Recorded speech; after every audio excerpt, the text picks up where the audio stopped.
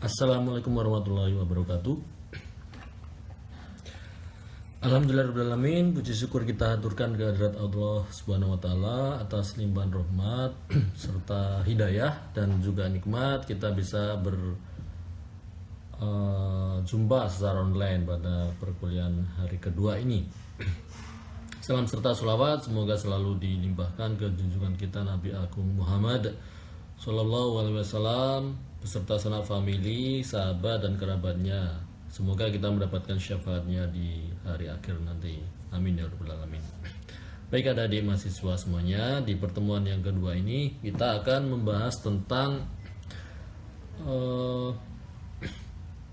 drug design and development techniques atau teknik-teknik untuk mengembangkan senyawa obat dan juga mendesain senyawa obat.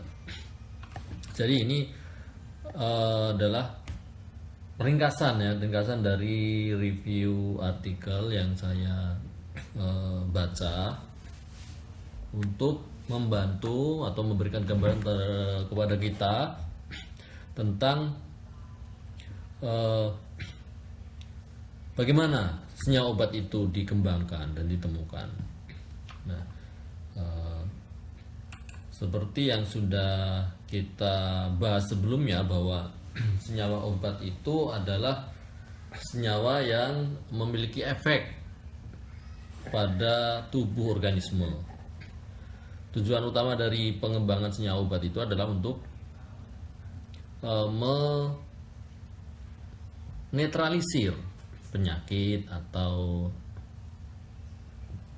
hal-hal atau target-target dalam senyawa obat yang bisa mengganggu kesehatan manusia. Nah, manusia itu adalah sebuah sistem yang sangat kompleks ya. Ini seperti yang ada diperhatikan di sebelah kiri ini adalah gambar sebuah sistem kompleksitas dari tubuh manusia. Tubuh manusia itu sebenarnya adalah sebuah mesin kimiawi yang mana di dalamnya itu terdapat ribuan ya atau bahkan jutaan senyawa kimia yang memiliki fungsi dan peran masing-masing. Satu fungsi, satu senyawa, bahkan dia bisa membentuk sebuah unit yang mana nanti akan senyawa satu dan yang lainnya itu akan saling berhubungan atau memiliki keterlibatan satu dengan yang lainnya. Nah, berbicara tentang obat di dalam tubuh, obat ini sebenarnya tujuan utamanya adalah untuk mendukung fungsi dari tubuh, fungsi dari unit dalam tubuh atau sistem dalam tubuh untuk mengembalikan fungsi normalnya ketika tubuh itu mengalami atau sistem dalam tubuh kita ini mengalami gangguan. Maka itu harus dikembalikan dalam bentuk normal.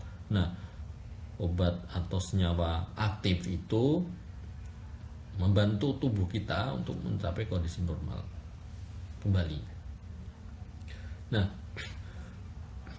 sakit atau kondisi ketidaknormalan dalam tubuh manusia itu bisa dipengaruhi oleh faktor dari dalam maupun faktor dari luar.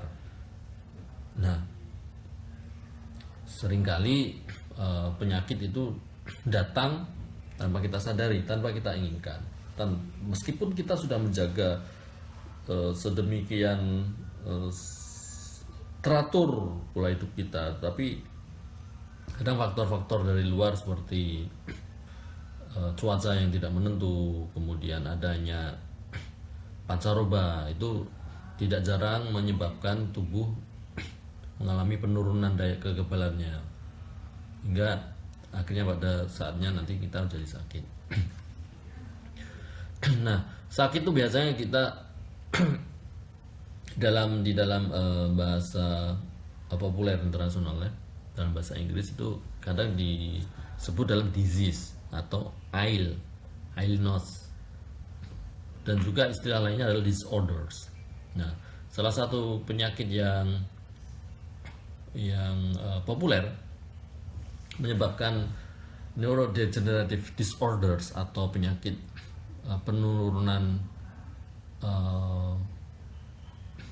daya akal atau daya pikir manusia, itu contohnya adalah ini penyakit Alzheimer's dan juga Parkinson's, yang merupakan hasil dari yang disebabkan oleh ketidakseimbangan bahan kimia atau senyawa kimia yang terlibat dalam sistem syaraf. Nah, dengan adanya penyakit-penyakit yang tidak kita sangka ya, karena beberapa faktor entah dari dalam maupun dari luar, itu perlu adanya pengembangan senyawa obat. Nah, untuk melihat bagaimana sejauh mana senyawa obat itu dikembangkan, maka kita perlu mempelajari teknik-tekniknya. Sebagai seorang kimiawan itu sangat penting, karena sekarang ini trennya adalah senyawa itu dikembangkan atau disintesis atau dikaji itu untuk apa. Nah, orang kimia itu tugas kita adalah menjawab untuk apa itu, adalah tugas kita untuk menjawab itu. Nah, di dalam ilmu kimia yang lebih spesifik lagi itu diterapkan untuk pengobatan atau pharmaceutical field, itu bahwa senyawa obat dikembangkan atau ditemukan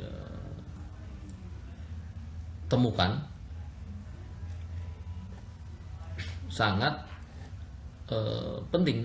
Penemuan senyawa obat itu sangat penting dalam pengembangan industri kimia atau pharmaceutical industry, untuk memastikan bahwa suplai atau ketersediaan senyawa obat itu mencukupi untuk populasi dunia. Hal ini terjadi, pentingnya pengembangan atau penemuan senyawa obat ini adalah untuk menjaga kesehatan atau menjaga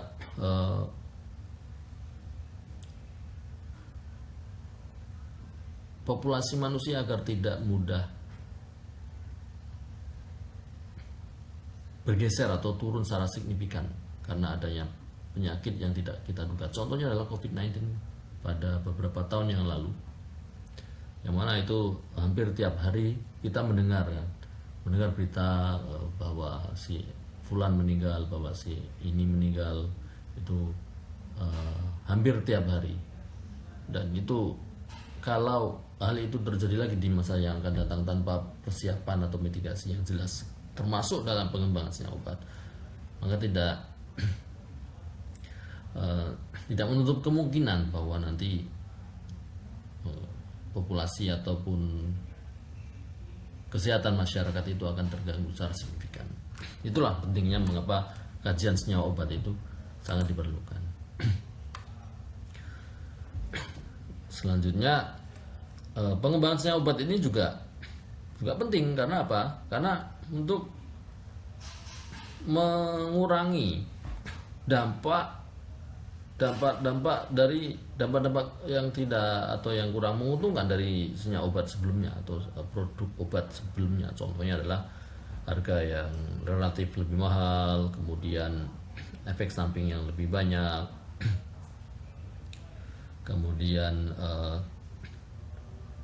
efektivitas yang menurun atau stagnan seperti contohnya adalah antibiotik karena adanya resistensi bakteri. Maka pengembangan senyawa obat itu sangat penting untuk menjaga atau mengcounter attack kondisi seperti itu.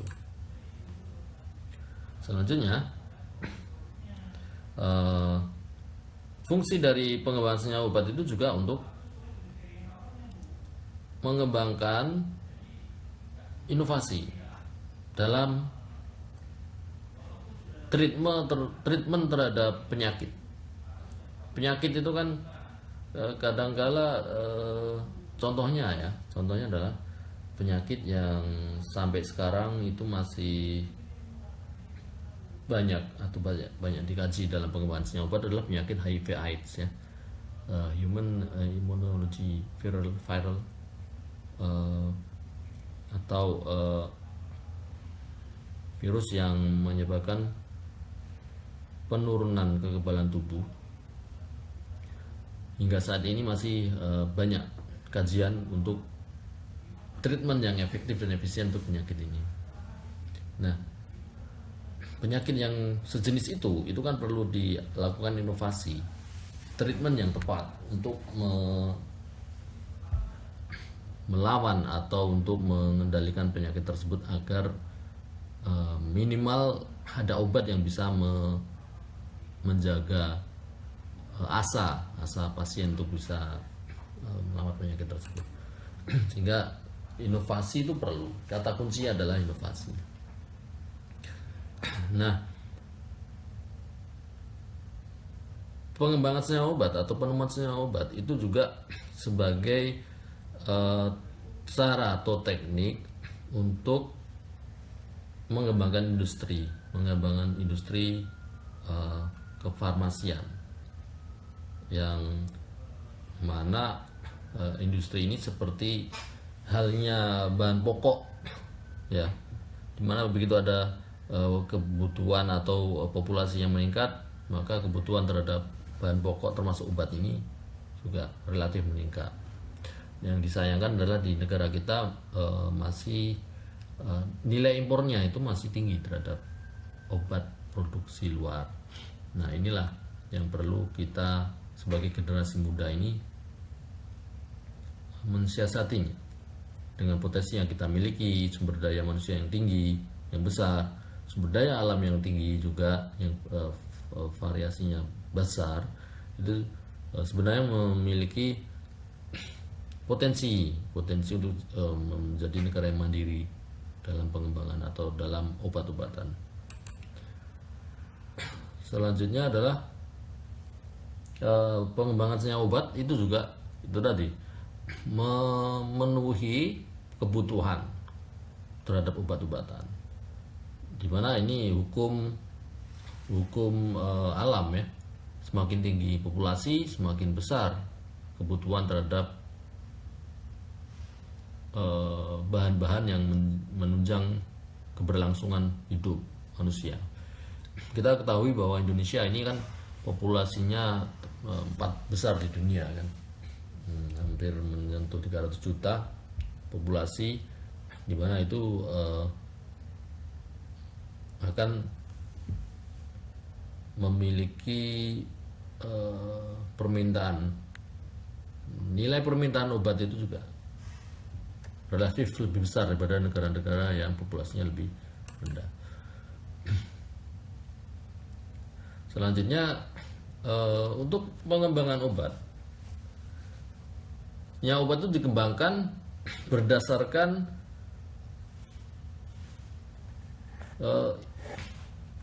kajian molekuler biologi atau biologi molekuler, di mana kajian di biologi molekuler itu memberikan gambaran atau membantu dalam percepatan pemahaman kita dalam memahami proses biologi dari molekul yang kita miliki terhadap sistem atau proses di dalam sistem biologis dalam tubuh manusia.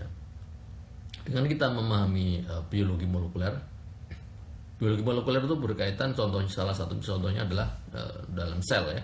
Bagaimana sel itu berkomunikasi, bagaimana komunikasi sel itu terintervensi, terdisrupsi, sehingga kita tahu di mana posisi atau bentuk gangguannya, maka kita bisa mengembangkan solusi untuk melawan masalah tersebut. Nah, molekular biologi itu juga menjadi salah satu cara yang efektif untuk mengembangkan obat. Nah, untuk memahami bagaimana kajian molekular biologi itu atau biologi molekuler itu, maka kita harus tahu yang namanya target-target senyawa obat yang akan kita kembangkan. Salah satunya adalah reseptor dan juga enzymes, yang mana ini menjadi target yang banyak digunakan dalam pengembangan obat. Lalu dalam pengembangan obat itu juga ada fase screening secara menyeluruh, di mana senyawa obat itu kita uji aktivitasnya atau mekanisme kerjanya pada target. Setelah kita memahami bagaimana mekanisme kerja senyawa obat itu, kita selanjutnya bisa ke langkah berikutnya untuk produksi atau untuk skala industri dari produksinya obat. Salah satu teknik yang sedang berkembang sampai saat ini itu adalah menggunakan combinational atau combinatorial chemistry, di mana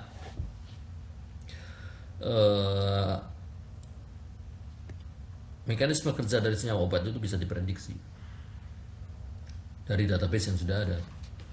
Contohnya adalah flavonoid itu cenderung aktif sebagai antioksidan. Nah, itu kan kita bisa pelajari dari strukturnya, struktur cincin benzennya atau substituen di posisi C berapa dalam cincin A atau B atau C. Itu sangat berpengaruh. Pemahaman terhadap struktur senyawa kimia obat itu sangat berpengaruh terhadap aktivitas atau kerja obat tersebut atau kerja senyawa tersebut. Nah, kita juga ada big data yang merangkum atau menyimpan informasi tentang aktivitas senyawa. Nah, itu bisa kita manfaatkan untuk pengembangan senyawa obat. Nah, salah satunya adalah pendekatan dengan combinatorial chemistry. Itu artinya adalah mengembangkan atau mengkombinasikan pengetahuan tentang struktur, aktivitas, kemudian database yang ada dengan informasi yang kita peroleh dari lab atau pendekatan secara konvensional. Berikutnya, pengembangan senyawa obat itu dimulai sejak awal abad 20 ya. Sejak awal abad 20 dari teori Kekulé yang memformulasikan struktur molekul aromatis ya. Nah, senyawa benzen itu senyawa yang bisa dikatakan sebagai induk dari senyawa-senyawa obat. Bukan tidak semua senyawa obat ada benzen, tapi banyak dari senyawa-senyawa obat itu memiliki cincin benzen. Nah, lalu berikutnya di tahun 1870 itu ada mulainya teori kimiawi, dasar dari teori kimiawi, menjadi cikal bakal pengembangan atau drug research, pengembangan atau perkembangan riset di dalam senyawa obat. Nah, di awal-awal abad 20 ini terjadi peningkatan pengembangan senyawa obat, termasuk pengenalan atau penggunaan teknologi baru untuk mempercepat proses penemuan senyawa obat yang sangat signifikan. Ini sangat berkaitan erat dengan pada waktu itu kebutuhan obat ya, ketika Perang Dunia I itu kan kebutuhan obatnya sangat besar. Salah satunya adalah obat anti sakit ya, atau obat mati rasa. Nah, dari situlah dimulai penemuan dan pengembangan obat, bagaimana caranya mendapatkan obat yang efektif dan efisien untuk membuat atau membius para tentara itu yang mengalami cedera waktu peperangan. Lalu di tahun 1933 itu adanya pemahaman atau penerapan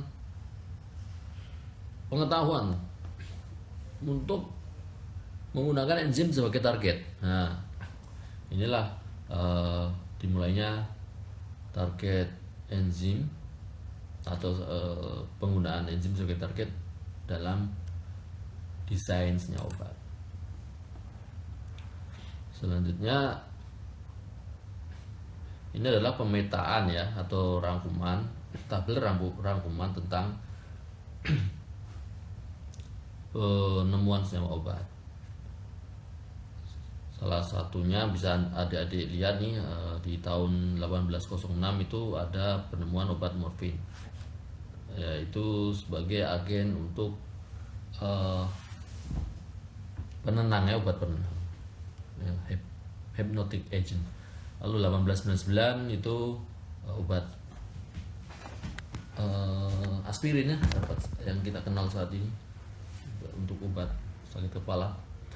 Lalu tahun 1922 itu ada obat namanya insulin, itu untuk penyakit diabetes. Lalu 1928 nya ada penisilin, antibiotik. Ini ada cerita tentang penemuan penisilin ini. Berawal dari riset di lab menggunakan bakteri. Nah, itu dikembangkan hingga akhirnya jadi obat antibiotik yang populer sampai saat ini. Tahun 1960 itu ada chlordiazepoxid. Lalu di tahun 1971 ada L-dopa untuk Parkinson. Ini menggambarkan bahwa penemuan senyawa obat itu mengikuti tren atau penemuan penyakit yang baru. Contohnya itu tadi yang tren di tahun 1971 mulai dikenalnya adalah penyakit Parkinson atau neurodegenerative. Kita nggak tahu nanti jenis penyakit apa yang akan muncul lagi. Itu perlu kesiapsiagaan dari ilmuwan untuk bisa mengadaptasi kondisi. Nah, berikutnya adalah gambaran tentang proses penemuan senyawa obat. Nah, normalnya itu ada beberapa fase ya, dan dibutuhkan puluhan tahun untuk mendapatkan senyawa obat yang bisa diperjualbelikan. Nah, seperti yang ada lihat di screen ini, di sini dibagi jadi 3 fase. Yang pertama mulai dari riset dasar ya. Ini berdasarkan referensi, itu membutuhkan waktu rentang waktu 0 sampai 14 tahun. Ini mulai dari melakukan riset untuk menemukan lead compounds atau senyawa penuntun, yang mana itu sebagian besar penemuan lead compound itu dari hasil riset natural product chemistry atau kimia bahan alam. Jadi orang mengekstrak senyawa lalu purifikasi, lalu strukturnya dielusidasi, kemudian dites. Ini salah satunya adalah obat dari aspirin tuh. Itu hasil dari atau terinspirasi dari riset di dalam bidang kimia bahan alam. Lalu di tahap berikutnya adalah konfirmasi struktur molekul. Jadi dari sekian banyak senyawa di tahap pertama ini akan terpilih beberapa senyawa yang akan dilanjutkan dalam uji praklinis untuk memastikan bahwa senyawa ini aman. Praklinis ini bisa menggunakan objek berupa hewan, ya, mencit, dan tapi sebelum ke praklinis biasanya kita uji dulu di level sel untuk memastikan bahwa senyawa kita ini tidak toksik atau tidak membunuh sel tersebut. Baru setelah itu aman, lalu dilanjutkan ke tahap uji praklinis dengan menggunakan objek hewan. Nah, setelah lolos di uji praklinis dan uji klinis, berikutnya adalah untuk mendapatkan persetujuan dari Badan Pengawas Obat. Ini FDA itu kan dari Federation of Food and Drug Administration dari US. Kalau di Indonesia BPOM lah. Nah, ini dikeluarkan, approval ini dikeluarkan setelah aman dari uji toksisitas di praklinis, lalu approval ini dibutuhkan untuk uji klinis yang melibatkan manusia. Selanjutnya, ya ini step berikutnya ya. Step berikutnya itu ini dari referensi itu tahun ke-16, rentangnya sampai tahun ke-24. Nah, ini kan hampir seperempat abad tuh untuk mengembangkan senyawa obat itu sampai di uji klinis. Ini baru uji klinis ya. Uji klinis dilakukan selama antara 6 sampai 8 tahun untuk melihat efektivitas dan juga tingkat keamanan pada manusia. Nah, ini rentang waktu ini dibutuhkan untuk melihat konsistensi ya, jangan sampai nanti sekali uji pada kelompok manusia atau kelompok subjek tertentu, begitu hasilnya positif lalu bisa digunakan. Enggak seperti itu. Perlu dikasih rentang waktu selama ini 6 sampai 8 tahun melihat konsistensi. Baru setelah lolos konsistensi terhadap tes efikasi atau efektivitas dan juga keamanan bagi manusia, di langkah berikutnya atau tahap berikutnya adalah baru peluncuran produk ke market ya, ke masyarakat. Ini untuk memastikan atau untuk memperkenalkan untuk dimulainya pemasaran obat tersebut. Tapi begitu setelah dipasarkan tidak terus dibiarkan begitu saja. Ada pengawasan terhadap hasil pemasaran tersebut, termasuk terhadap efektivitasnya obat itu.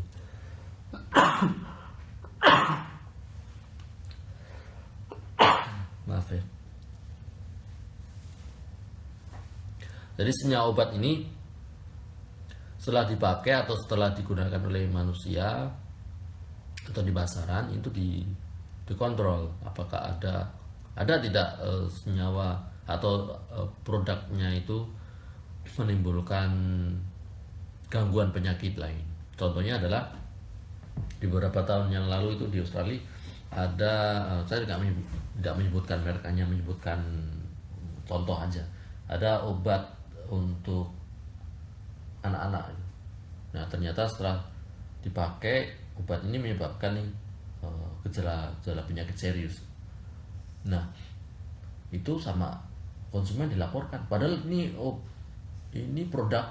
produknya ini sudah lama beredar di masyarakat internasional malah dia. Lalu sama konsumen ini dengan bukti ilmiah dari diagnosa dokter dan lain sebagainya, uji lab dan sebagainya, itu kemudian digunakan untuk menuntut produsen itu, dan akhirnya pengadilan menyetujui dan mendapatkan ganti rugi besar tuh, dan dampaknya produsen ini menarik produk tersebut dari pasaran. Nah, itu termasuk post market surveillance ya. Surveillance itu pengawasan atau pengontrolan atau monitoring produk setelah dipasarkan. Jadi adik-adik bisa melihat ya, begitu panjang langkah dari penemuan senyawa obat ya sampai dengan obat tersebut dipasarkan. Itu artinya apa? Artinya obat yang kita konsumsi atau yang kita peroleh di market atau farmasi saat ini itu sudah melewati tahap-tahap seperti itu. Kalau sampai sekarang obat tersebut masih eksis, berarti dia memang teruji aman. Nah, proses selanjutnya ya, kita akan membahas tentang proses dari drug discovery atau penemuan senyawa obat, mulai dari definisinya sampai dengan pemanfaatan teknologi. Jadi drug discovery itu adalah sebuah kerja atau aktivitas ya, atau sebuah kajian bisa juga, yang memanfaatkan ilmu pengetahuan untuk mengembangkan atau menemukan senyawa obat yang memiliki efektivitas dan juga tingkat keamanan yang tinggi, yang mana itu uji pengembangan senyawa obat ini berdasarkan pasien oriented. Itu artinya didasarkan pada keamanan subjek pasien yang kita ingin kembangkan obatnya. Jadi pengembangan senyawa obat itu penting karena untuk meningkatkan keamanan dan juga teknik pengobatan yang sudah ada saat ini. Yang tidak jarang teknik pengobatan atau senyawa obat yang digunakan saat ini itu memiliki efek samping yang merugikan manusia, maka pengembangan senyawa obat itu perlu. Nah, umumnya pengembangan senyawa obat itu membutuhkan waktu antara 12 sampai 14 tahun. Dari riset yang intensif ya. Intensif itu artinya dia risetnya itu kontinu, tidak terpotong-potong.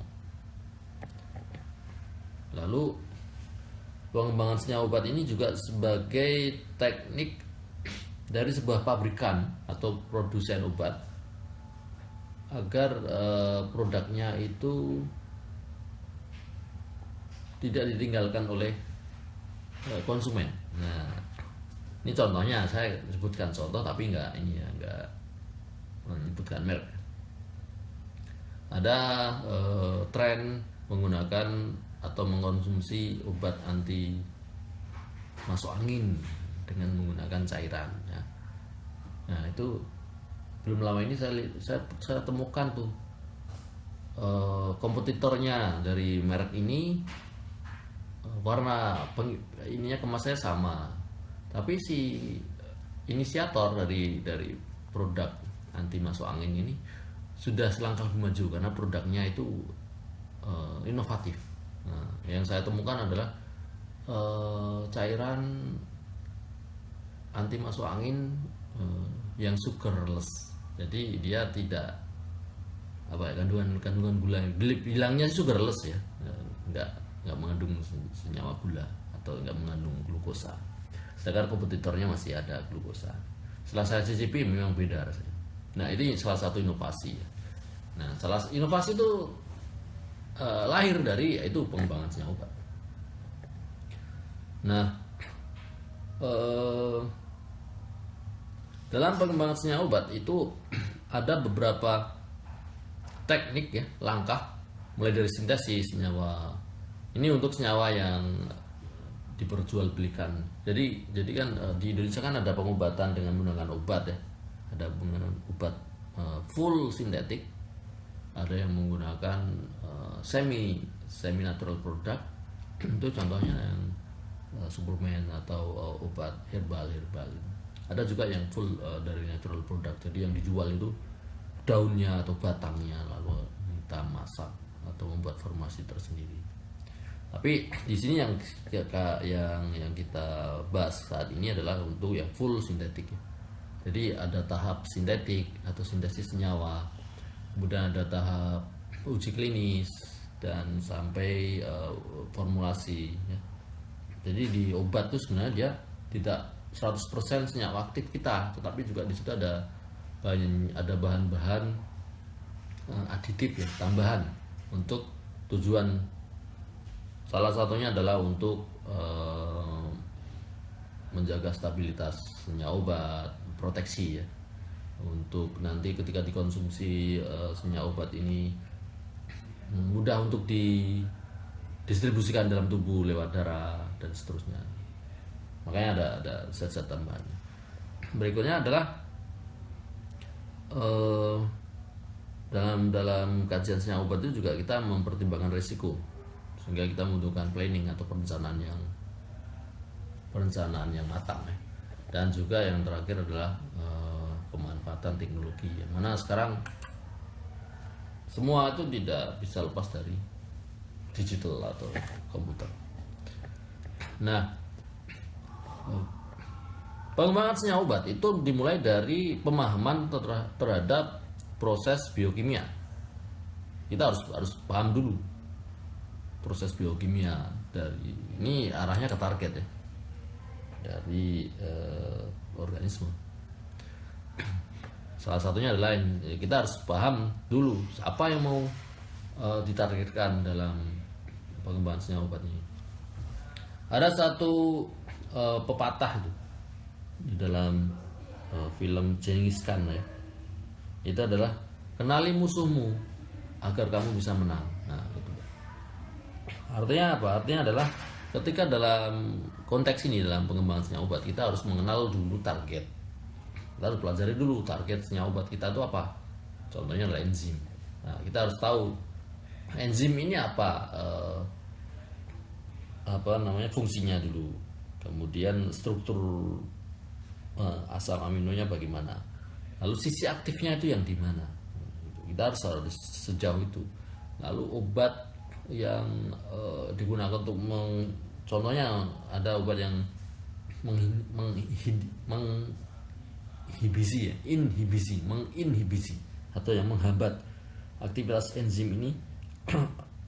Katanya itu di sisi aktif mana. Kita harus paham sampai sejauh itu. Nah, reseptor ini juga tidak jarang dipakai atau digunakan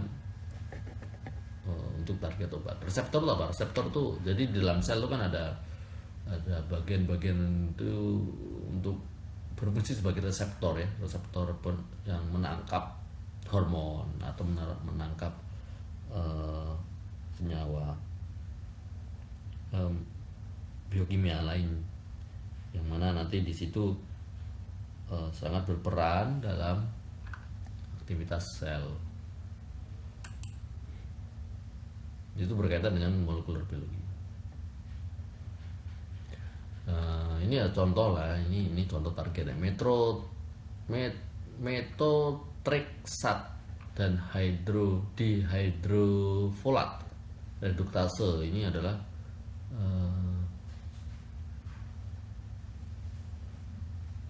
target untuk penurunan atau kontrol penyakit tumor. Nah ini contoh, ini semua ya, contoh target yang berkaitan dengan penyakitnya. Beta adrenoceptors ini dalam hipertensi.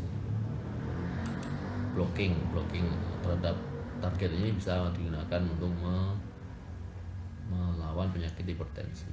Nucleic acids itu, asam nukleat itu juga salah satu target yang dipakai untuk pengembangan senyawa obat. Salah satunya yang kemarin virus COVID-19 ya. Itu pengembangan senyawa obatnya menggunakan target RNA atau asam nukleat. Nah, ada beberapa step di sini atau list tentang validasi target biologis. Yang pertama adalah konfirmasi untuk memastikan bahwa target dalam pengembangan senyawa obat ini valid. Kemudian berikutnya adalah penggunaan model senyawa tes evaluasi senyawa obat kita pada hewan atau model hewan atau hewan uji. Lalu kita juga melihat bahwa tidak jarang senyawa obat itu berkaitan dengan target sekunder yang tidak kita inginkan, yang menyebabkan adverse reactions atau efek samping yang serius, yang mana ini bisa menyebabkan komplikasi. Ini juga kita pahami sejauh ini. Lalu meminimalisir reaksi berlebihan atau reaksi yang berbahaya. Reaksi dalam artian di sini adalah dampak dari senyawa obat kita itu menimbulkan efek yang berbahaya atau tidak. Nah, itu harus kita identifikasi terlebih dahulu, dan selanjutnya bagaimana cara meminimalisir peluang tersebut. Lalu kita juga perlu memahami bahwa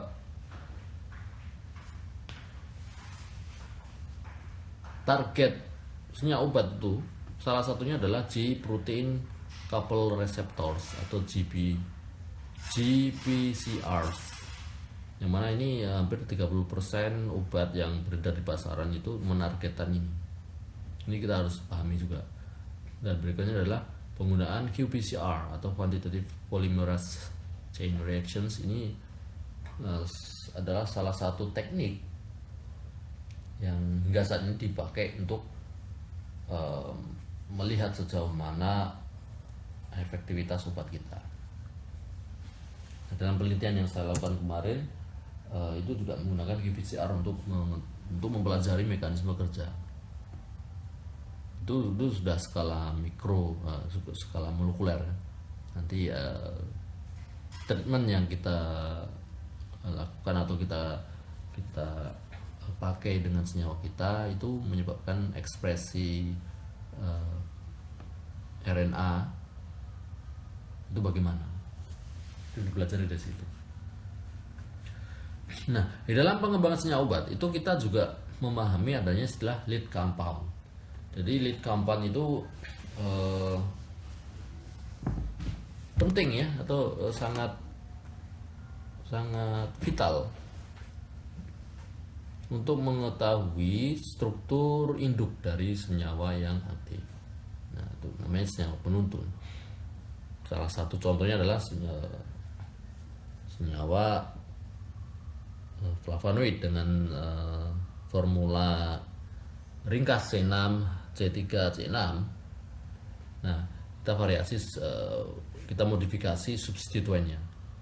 Nah, dari struktur induk C6, C3, C6 itu menunjukkan jalan atau menuntun kita untuk mendapatkan atau mengembangkan senyawa yang apakah lebih aktif ataukah kurang aktif dengan cara memodifikasi substituennya. Nah, istilah dari yang saya ambil tadi itu menggambarkan bagaimana senyawa aktif, senyawa penuntun itu dimaknai sebagai senyawa induk yang memberikan gambaran aktivitas senyawa turunannya.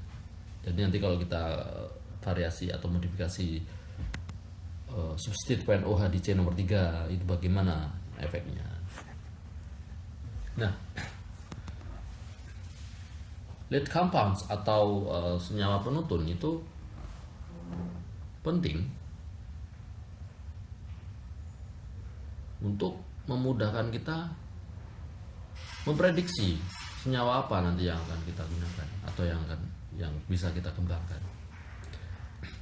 Lalu teknik setelah kita mengetahui lead compound, kita selanjutnya adalah melakukan screening secara menyeluruh terhadap aktivitas senyawa tersebut. Dan juga perlu kita pahami juga lead compound itu selain memberikan petunjuk dan mempercepat modifikasi atau pengembangan senyawa obat, itu juga menunjukkan informasi tentang bagaimana senyawa aktif ini beraksi terhadap targetnya. Jadi ada 3 tadi kan. Yang pertama kan senyawa penuntun atau lead compound itu menunjukkan struktur senyawa turunannya itu yang agar aktif itu bagaimana modifikasi substituennya. Yang kedua, senyawa penuntun ini juga memberikan informasi atau membantu periset atau ilmuwan untuk mengembangkan senyawa obat. Yang ketiga adalah senyawa penuntun atau lead compound ini memberikan petunjuk tentang mekanisme kerja obat golongannya, yang mana itu nanti akan sangat membantu para peneliti. Nah, untuk mengoptimisasi atau mengoptimalkan pengembangan atau penemuan senyawa obat menggunakan lead compound, kita ada beberapa strategi. Yang pertama adalah jelas ini mengidentifikasi strukturnya. Yang kedua, perlu adanya kolaborasi riset antara kimiawan dan juga farmasis ya, atau ilmuwan di bidang farmasi. Mereka kombinasi atau berkolaborasi riset, itu adalah kuncinya. Yang selanjutnya adalah melakukan studi SAR atau Structure Activity Relationship untuk menganalisis bagaimana pengubahan struktur mempengaruhi aktivitas biologis.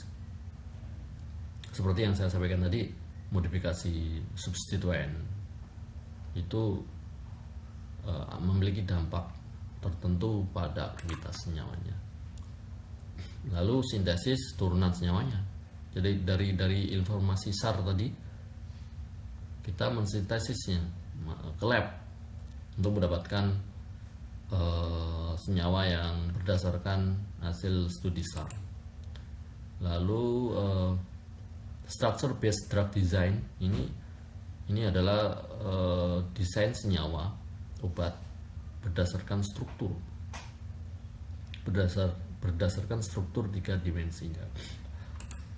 Yang selanjutnya itu kajian tentang QSAR atau quantitative structure activity relationship untuk memprediksi aktivitas senyawa berdasarkan strukturnya. Nah, itu aktivitas senyawa ini dinyatakan dalam bentuk kuantitatif atau angka. Bukan untuk memudahkan kita memahami ya, atau mengkategorikan aktivitas senyawa. Dan juga strategi berikutnya adalah computer assisted drug design. Ini teknik ini atau strategi ini menggunakan informasi algoritma komputasional untuk mengembangkan senyawa obat. Dan juga berikutnya adalah menggunakan data optimasi tersebut yang sebelumnya, step-step sebelumnya, data informasi tersebut dipakai untuk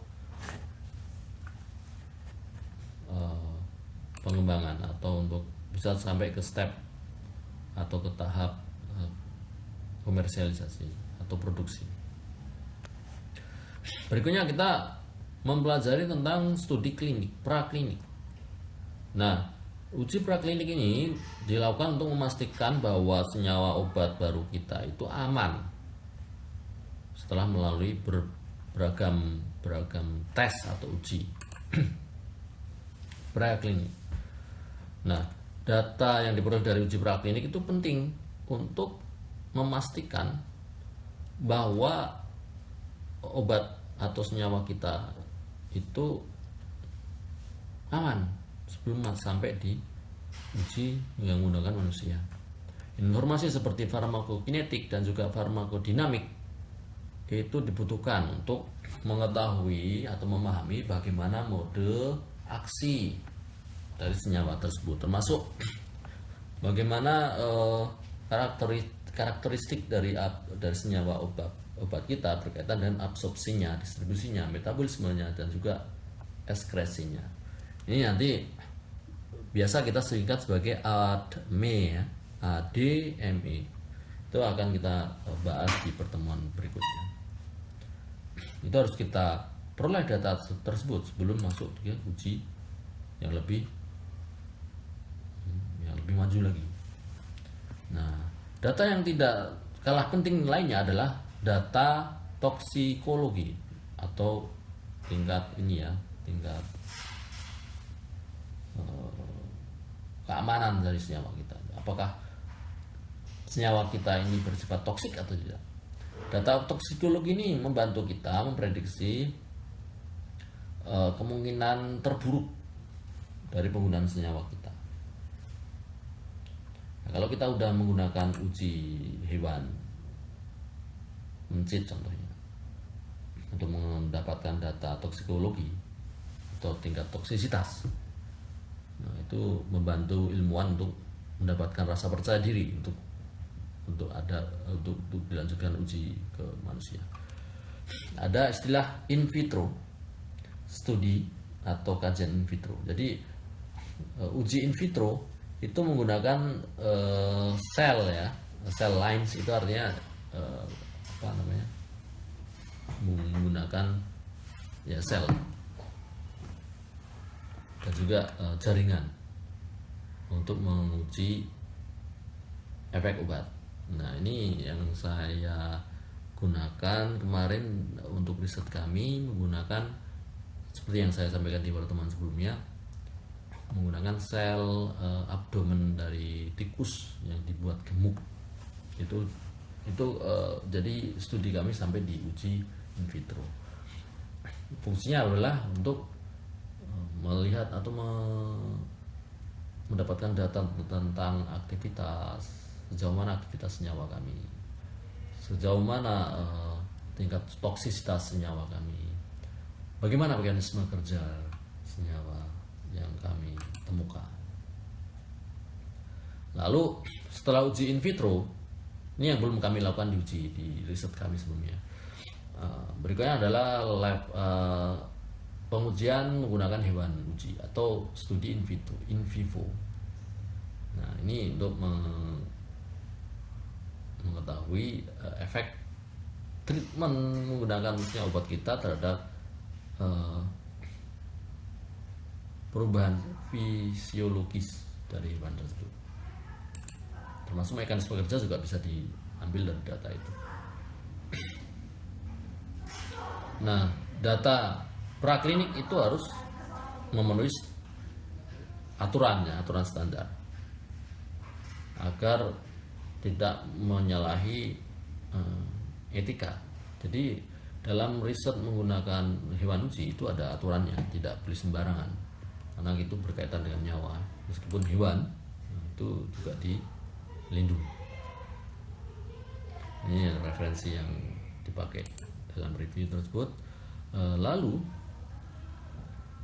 uji klinis. Nah, nih berikutnya adalah uji klinis. Uji klinis ini ada beberapa tahap ya sebenarnya di sini. Dimulai dari uji praklinis, lalu kita harus memenuhi etika ya, ethical clearance, memenuhi aturan.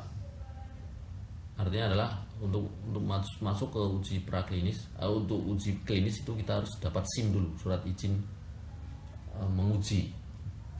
mengujikan senyawa obat kita pada manusia.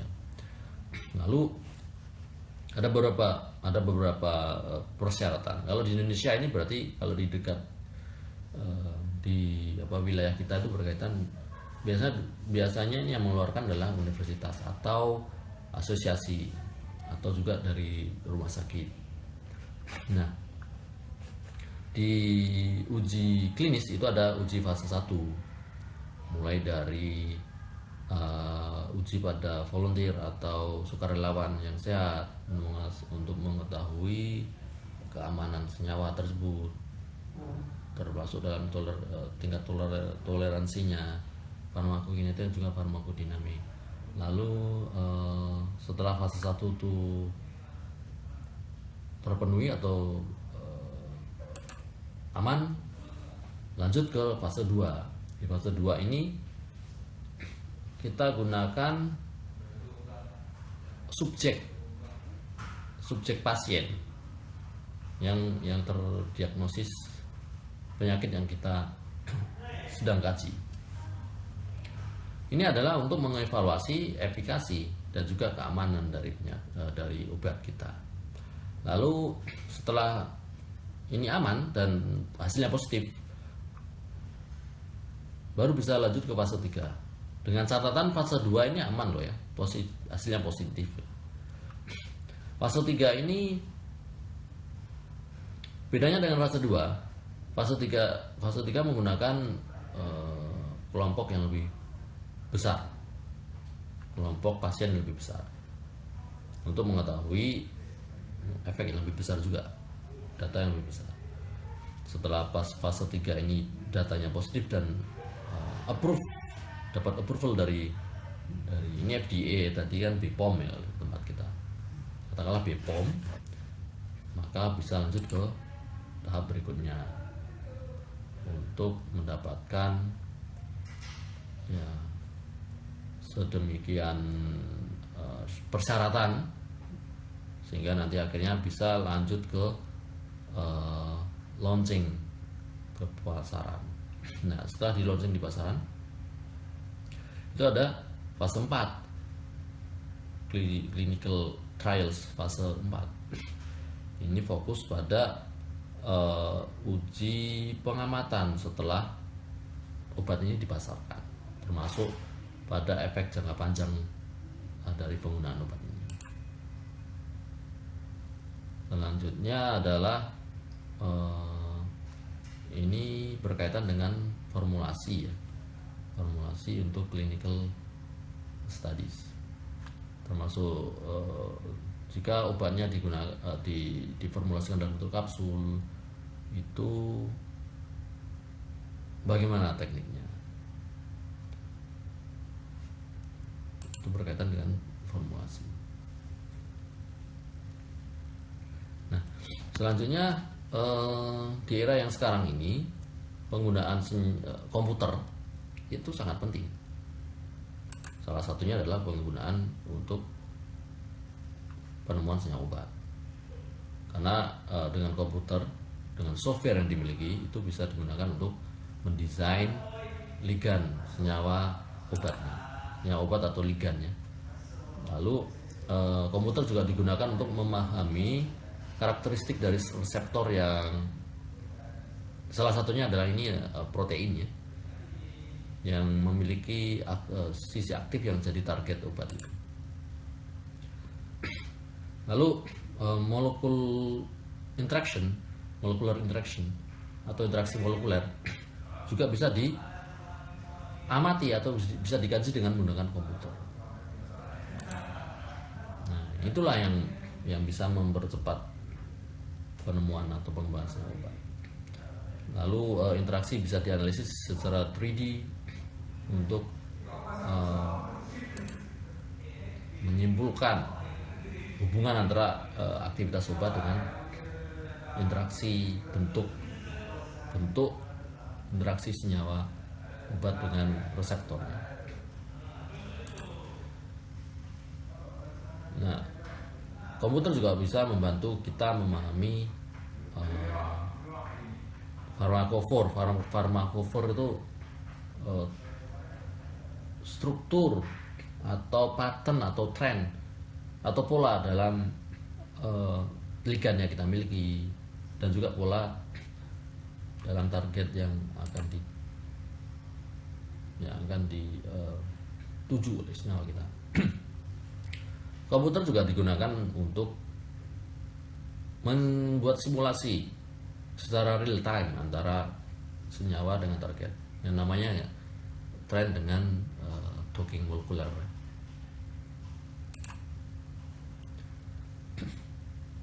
Komputer juga bisa dipakai untuk mengkonstruksi senyawa obat baru.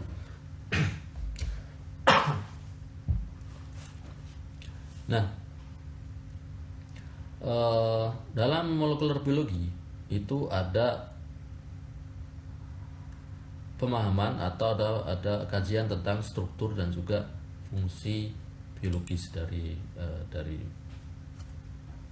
molekul yang kita kembangkan. Nah, di molekuler biologi itu kita juga memahami tentang hubungan antara fungsi dan juga struktur. Itu artinya apa? Artinya adalah kajian dengan pendekatan molekuler biologi itu kita bisa menjelaskan mengapa senyawa kita bisa menyebabkan atau bisa memiliki aktivitas sesuai dengan harapan kita. Itu memberikan jalan atau peta pada kita untuk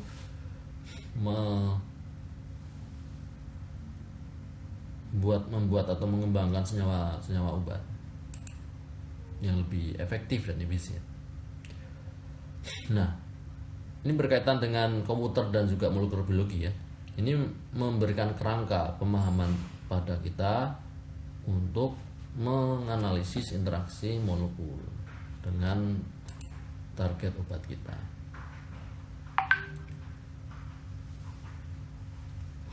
Nah, dalam pengembangan senyawa obat itu juga ada integrasi atau kombinasi antara ilmu fisika dan juga kimia.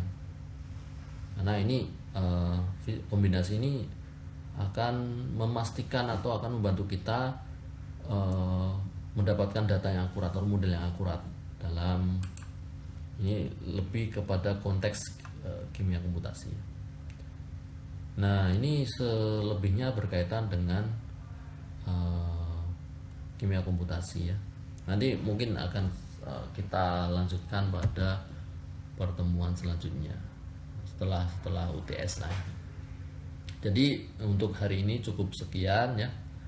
Intinya adalah tadi adik-adik sudah mempelajari tentang pentingnya riset di dalam pengembangan dan penemuan senyawa obat.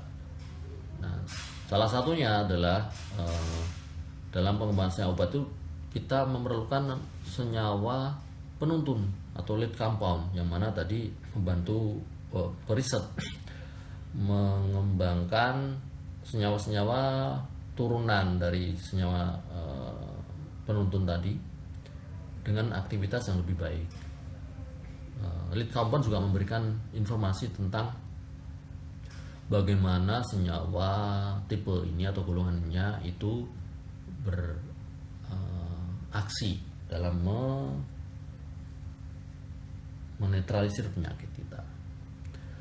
Lalu di dalam pengembangan senyawa obat itu juga kita harus mengetahui target yang akan kita tuju. Target dari senyawa kita itu mau menetralisir target yang tipe apa? Apakah protein ataukah reseptor ataukah asam nukleat ataukah kombinasi dari ketiganya. Nah, itu untuk target senyawa obat akan kita bahas di pertemuan berikutnya. Kemudian di dalam pengembangan senyawa obat kita juga ada mengenal uji-uji dalam memastikan aktivitas senyawa dan juga keamanan senyawa kita. Yang pertama ada uji in vitro, dengan menggunakan subjek sel contohnya, atau kalau untuk yang lebih praktis lagi menggunakan senyawa kimia, contohnya kalau kita pakai radikal bebas DPPH atau ABTS itu antioksidan. Lalu ada uji in vivo dengan menggunakan hewan uji. Nah, keamanan dan juga tingkat toksisitas senyawa obat pada hasil dari uji in vivo itu dipakai untuk mendapatkan izin sebelum kita sampai atau lanjut ke uji klinis, yang mana ada uji klinis 1, uji klinis 2, uji klinis 3. Jika uji 1, 2, 3, uji klinis 1, 2, 3 itu aman dan juga hasilnya memuaskan dan positif, baru bisa mendapatkan izin untuk edar. Setelah mendapatkan izin edar, dilakukan pengamatan untuk uji klinis 4 untuk mengetahui salah satunya adalah efek jangka panjang dari obat kita. Nah, baru setelah itu bisa disimpulkan bahwa obat itu layak untuk dipakai seterusnya atau tidak. Nah, dan yang terakhir adalah tadi kita mengkaji tentang pemanfaatan komputer untuk pengembangan senyawa obat, yang mana itu dapat membersihkan waktu, di mana teknik konvensional itu membutuhkan waktu hingga 1/4 abad, ya. Dengan pendekatan komputasional itu bisa memangkas waktu setengahnya, karena reseptor bisa kita pelajari, ligan atau senyawa obat bisa kita lihat, termasuk interaksinya dengan reseptor, sampai nanti kita bisa mengidentifikasi sisi aktif dan juga efek samping yang mungkin bisa hadir dari senyawa obat yang kita gunakan. Oke adik-adik, sampai di sini dulu perkuliahan kita hari ini, untuk perkuliahan kedua ini. Untuk selanjutnya adalah ada kuis. Nah, silakan diakses Google Classroom masing-masing. Di situ ada kuis yang kami bagikan. Silakan dijawab yang berkaitan dengan penjelasan yang sudah disampaikan pada pertemuan ini. Oke, terima kasih semuanya. Selamat berpuasa, semoga lancar, sehat selalu. Wassalamualaikum warahmatullahi wabarakatuh.